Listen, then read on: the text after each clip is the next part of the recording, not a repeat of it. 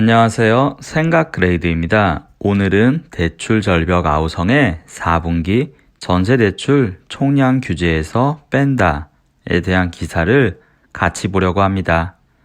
이 기사는 한국경제신문 이호기, 박대훈, 박지훈 기자님이 쓴 기사인데요. 가계부채 저승사자가 한쪽 눈을 질끈 감았다. 고승범 금융위원장이 전세대출 중단 사태를 막기 위해 연말까지 가계대출 총량 관리를 유연하게 적용하겠다고 밝혔습니다. 올해 가계대출 잔액 증가율 목표인 6%대를 초과하게 되더라도 전세, 집단대출을 용인한다는 게 핵심입니다. 애초 우려가 컸던 도미노식 전세 집단대출 중단 사태는 일단락될 전망입니다.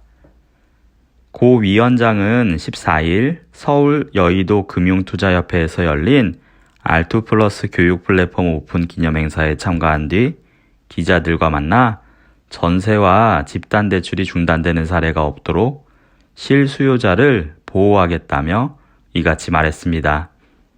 그는 올해 4분기 전세대출은 총량 관리 면에서 유연하게 대응하도록 할 생각이라며 전세대출 증가로 인해 가계대출 잔액 증가율이 관리 목표를 초과하더라도 용인하려고 한다고 말했습니다. 또한 집단대출은 연말까지 잔금대출이 공급되는데 크게 문제가 없을 것이라면서도 일부 사업장에서 애로가 있을 수 있기 때문에 그 부분은 모니터링하고 문제가 발생하지 않도록 관리하겠다고 덧붙였습니다. 전세대출이 가계대출 총량 규제에서 제외되면 연말까지 약 8조 원의 추가 대출 여력이 생길 것으로 업계는 보고 있습니다.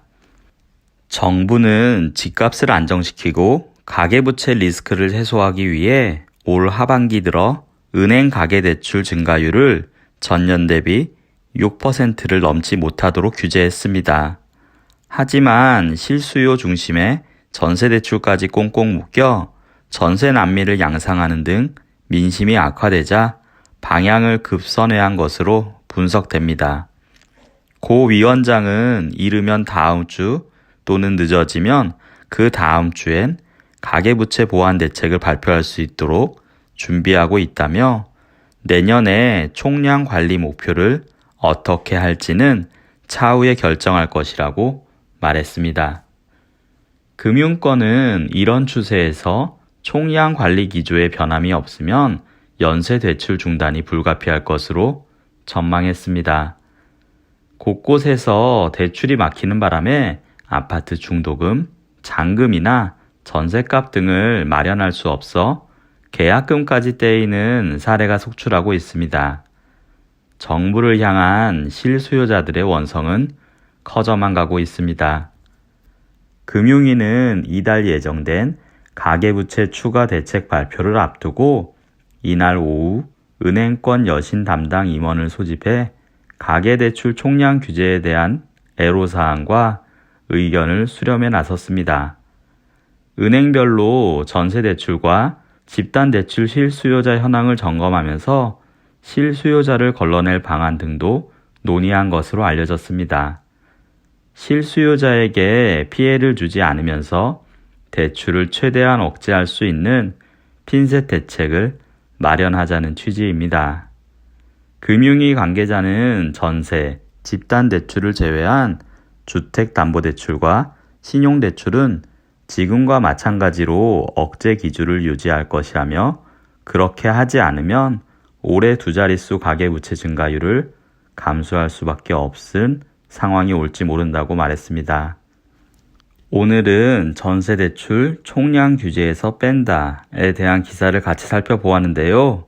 현재 우리나라 경제 상황이 이렇게 심하게 대출 규제할 정도로 악화된 것인지 아니면 단순히 부동산 가격 억제를 위한 것인지 많은 고민을 해보게 되는 상황인 것 같습니다.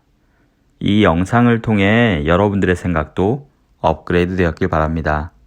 이상으로 생각그레이드였습니다. 감사합니다.